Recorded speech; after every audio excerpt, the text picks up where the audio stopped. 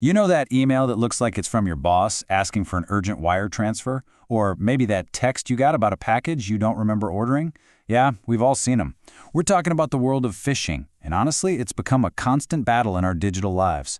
So today, we're going to pull back the curtain on the scammer's playbook so you can learn how to spot the bait and keep yourself safe. And if you're wondering just how big of a deal this is, get this. According to a report from Deloitte, a jaw-dropping 91% of all cyber attacks start with a simple phishing email. This isn't just some minor nuisance. For cyber criminals, this is the main event. It's the front door they're trying to walk through. So, here's our game plan.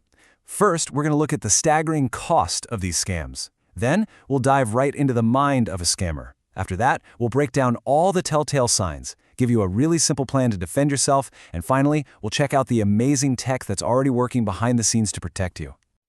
All right, let's start with the money, because at the end of the day, that's what this is all about.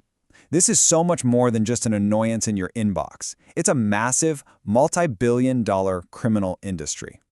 Want to put a number on it?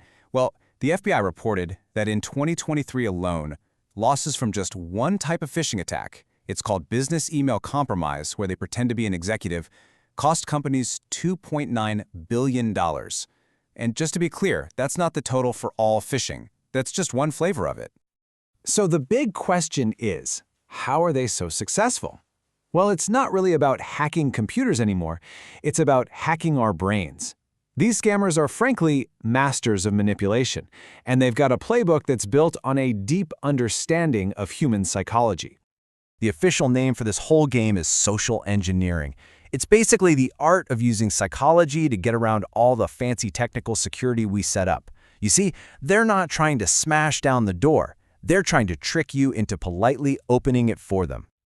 And their methods aren't just random shots in the dark. They're actually exploiting these well-known psychological triggers. They'll use authority by pretending to be your boss. They'll create a sense of scarcity by saying an offer is about to expire. And they'll even use liking by dangling an opportunity that just seems a little too good to be true. Let's really dig into that first one, authority.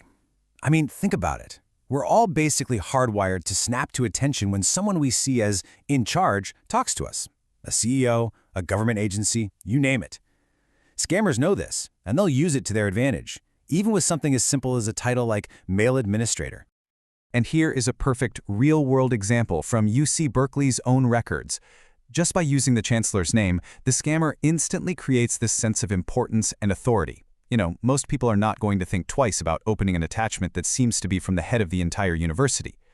That's the principle in action right there. Okay, on to the next big one in their toolkit, scarcity. This one is all about weaponizing our fear of missing out, our FOMO. When we think a great deal is about to vanish, or that we're about to lose access to something important, our brain just screams at us to act now and think later. And here we go again, another real email. Look at that phrase, within 72 hours. That deadline is pure psychological warfare. It's designed to make you panic and click that button before your logical brain has a chance to kick in. They're manufacturing a crisis to rush you. Okay, so we've got the psychology down. Now let's get super practical. How do we actually spot these things out in the wild? It's time to move from the why they do it to the what to look for, the little clues they almost always leave behind. First off, and this is so important, we have to remember this isn't just about email anymore. You've got vishing, which is voice phishing over the phone, and smishing, which is phishing through text messages. The medium might be different, but trust me, the manipulative playbook is exactly the same.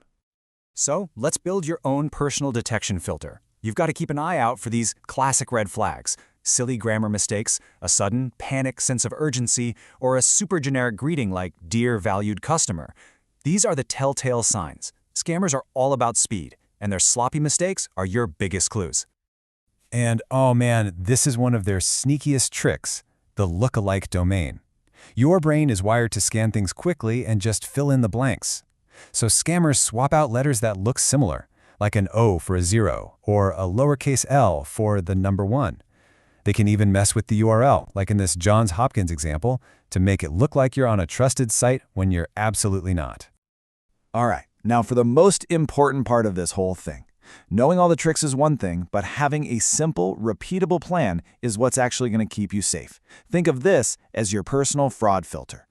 It really all comes down to this simple 3-step habit. Step 1. verify the sender. Don't just look at the name, look at the actual email address it came from. Step 2, hover, don't click. Before you even think about clicking, just move your mouse over the link and look at the bottom of your screen to see the real web address. And step 3, confirm separately.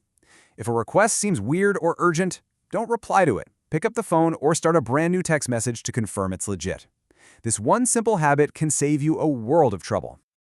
Now, while you are absolutely the most important line of defense, the good news is you're not fighting this battle all on your own. There are these invisible shields working in the background of your inbox, trying to stop these scams before you even lay eyes on them. Which, brings up a really good question. If these scammers are so good at what they do, and it's so easy to fake an email address, why aren't our inboxes just completely overflowing with this junk? Well, the answer lies in a team of security protocols that are basically your digital bodyguards. So let's meet the team. First up, you've got SPF. Think of SPF as the guest list for a club. It says which servers are officially allowed to send email for, say, google.com. Next, there's DKIM. This is like a tamper-proof wax seal on a letter. It's a digital signature proving the message is the real deal and hasn't been messed with. And finally, there's DMARC. DMARC is the bouncer at the front door. It checks for a valid SPF and DKIM, and then it makes the call. Let the email in, send it to spam, or just block it entirely. But here is the absolute key. DMARC is what gives the other two their power. It's the enforcement. Without it, scammers can still sometimes slip through with emails that look totally legitimate.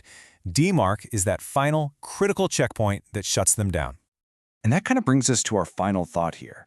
The game is changing fast. Scammers are already starting to use AI to write perfect, personalized emails that don't have any of those classic grammar mistakes. So in a world of AI-powered deception, is that gut feeling you get, that little voice in your head, is your human intuition now more important than ever? That's really the new frontline in this ongoing fight against phishing.